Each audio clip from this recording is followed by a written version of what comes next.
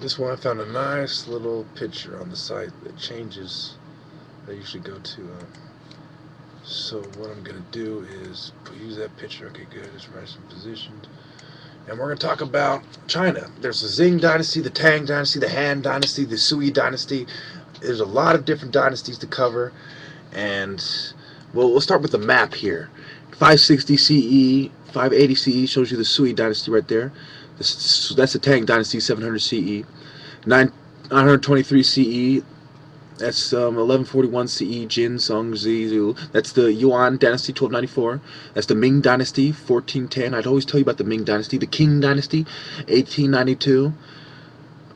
People's Republic, Republic of China. This is 1000 BCE, Zhou dynasty. 350 BC, Qin, okay, 210 BC, Qin dynasty. 100 BCE, Han dynasty.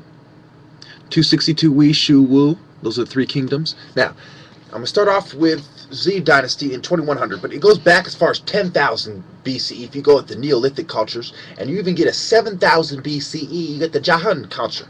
But they don't have empires and advanced knowledge until after Egypt has its empires. Now, okay, this is according to the historical records and the Grand Historian in the Bamboo Annals, and also History of China website, History of the World website, China.com. I used to use, I even used Wikipedia for some of the information and some of the, okay, so I'll refresh my memory like I always do, you know. I always, before I give a video, I usually refresh, well, not always, but usually I refresh my memory a little bit, hitting up a few sites, compare what they got to say, make sure I got a superior point of view, and then I present it. Sometimes I put it in a way that it seems wrong at first, but then I elaborate on the next video. Anyway, we go back to the Bamboo Annals. It's founded the Xia dynasty. We're talking about 4,200 years ago, etc. And then the dynasty ends around 600 BC at the Battle of Mingtao. Then we go into the Shang dynasty. Now, the Shang dynasty may have existed simultaneously, and they eventually rose to power in about 700 BCE to 1046 BCE. Now, if we understand the Shang dynasty, and you understand the different factions that existed during that time, okay, and how a lot of the sources from the two sets, because it was divided into two sets, two factions, okay, the sources were the Irliang gang, the Zhengzhou, and the Shang Chang, okay, and then also you had the second set later, and the Shang or Yin. So if you understand how that worked and how in modern day came the Hanan, when we were in the Anyang period. So we go on. There was 31 kings in the Shang dynasty, from Tang of Shang to King Zhu of Shang. And there's quite a bit of records, because they had many historians that lived in the era. And you know, as I tell you the story, the different dynasties are going to be shining there, and you can kind of read a little bit for yourself. I know it's blurry, but I kind of pointed out earlier what they were. And so, really, when the Western scholars are trying to derive what really happened and put it in English for us, some of it may be lost, but you know, it's okay. So all these competing forces, these sets, these different dynasties, the Shang and the the Shang and the Xia, and also the Zhou dynasty was another one, Zhou. So when we're talking about what comes next, I believe it was the Zhou dynasty, Zhou, and it's also one of the ancient dynasties. It's from 1046 BCE to 256 BCE. It's important to notice that these dynasties are taking place during the dynasties of Egypt. For example, you have the 25th dynasty around 750 BCE, right? So that's the Nubian dynasty. So the Nubians are in Egypt, taking over control from the less black Egyptians during that period, that these people are all the way over here. And if you go back to the beginning of the dynasty, it's just a couple hundred years after Sargon, the Xia dynasty, 21 BCE. And before that, you have the cultures that came before. The Jiahu culture is before the Sumerians have evidence of being around, but we know they're around. But before their evidence, archaeological evidence of Sumerians, we have archaeological evidence of the Jiahu culture. So the Chinese were over there doing their thing. They were not in Egypt doing their thing. Some people have Asiatic traits, yes, but were they Asians? And were Asians in Egypt, and then they went to Asia later? Not in recorded history. If you're talking about migrations of Cro-Magnon and Neanderthals, Homo erectus, yes. But if we're talking about modern history, no. Asians were in Asia.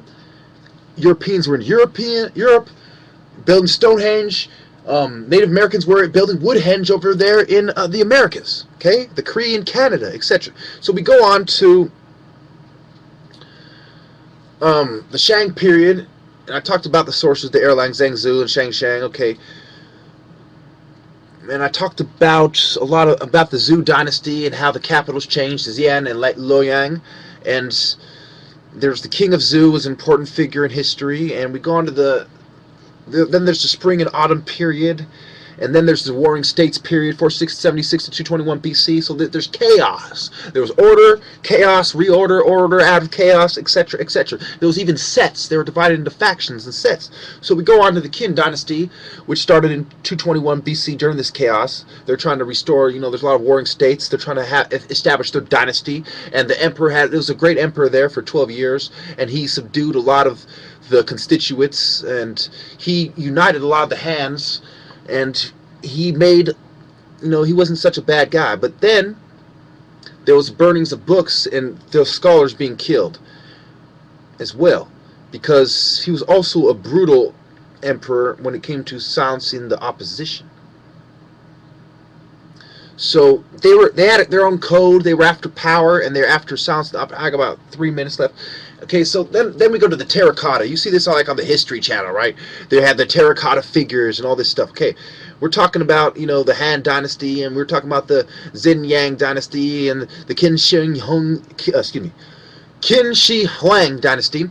And as we go on through history and Confucius, remember there was the philosophy of Confucianism when it being embraced by the Han Dynasty. We're talking about 202 BC to 220 AD. So when we go down to the Qing Dynasty, and it has the New Dynasty, and then there's the Eastern Han Dynasty, then they fall apart and they reunite the Han Dynasty. You have the Yellow Turban Rebellion in 184 AD, etc. So then you have the Wei and Jin period as we go into the AD 265 to 420 AD. There's that 420. Sometimes it's coincidence, sometimes it's not. Most of the time it's not. And remember, they had the lunar cycles in the Vietnam War and the Vietnam-China War. Remember, this is key, man. The Japanese colonization of China, and even Bruce Lee touched on that. You got to understand the Yellow River and the Yangtze River. You have to understand the Deep People Rebellion. You have to understand all this stuff to understand where everyone was and to rule them out in any debate at any given time and place. So, just like the Eastern Han Dynasty, the Eastern Jin Dynasty, and Jin is a word in Islam that means evil, and everything's tied in together. Buddhism, Taoism, they're coming together. Confucius was being embraced. It's coming together. It's coming alive. The different religions, the different symbols on the different Asian banners. Okay, the different Asians, the parallels between the coat of arms and the Asian banners. You got to understand the symbolism that came down for the secret societies and cults that were derived from Babylon and Egypt, and the Silk Road reached Asia as well. So what is the connection between the Silk Road and Africa and the stealing of the knowledge? Well, we're going to have to get to that next one, because we've got to talk about the 5 dynasties and 10 kingdoms in the 1 minute we have left. So, there were several capitals, as I told you about the shifting capitals, just like you had the shifting capitals in Nigeria from Lagos to Abuja. We go on to the song Liao, Jin, and Western Xia dynasties, 960 to 1234, and they had their little fights, and they had the Jurchen Jin dynasty emerging in the province, and it gets rid of their Liao dynasty in about 10 years, Liao dynasty in about 10 years, and we go on to the Song dynasty, and we finally end at the Yuan dynasty. So I took you from the 5 kingdoms, AD 907 to 960, and I slammed you through to the Song dynasty in 1020. To the Yan dynasty in 1271 to 1368, and we'll end it there. Thank you.